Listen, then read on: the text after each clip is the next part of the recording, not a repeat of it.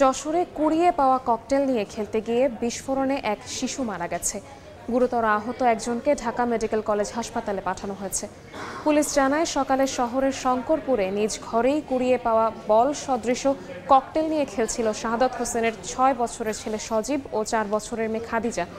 এ সময় হঠাৎ ককটেলটি বিস্ফোরণ হয়।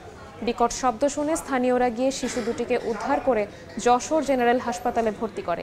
প্রাথমিক চিকিৎসা শেষে ঢাকায় নেয়ার পথে মৃত্যু হয় শিশু খাদিজার। খবর পেয়ে ঘটনাস্থল পরিদর্শন করেছে পুলিশের বম্ব ডিসপোজাল ইউনিট। দুইজন ঘরের মধ্যে খেলা করতেছে, কি দেখি দেখি জোরে শব্দ হলো, দৌড়াই যে কেউ খুঁজে পাচ্ছি না, ঘর অন্ধকার।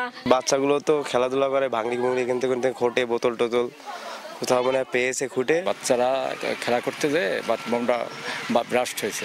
এখানে দুজন বাচ্চা অসুস্থ হয়েছে, হাসপাতালে নিয়ে গেছে। আমাদের সিনিয়র স্যাররা এখানে পরিদর্শন করছে।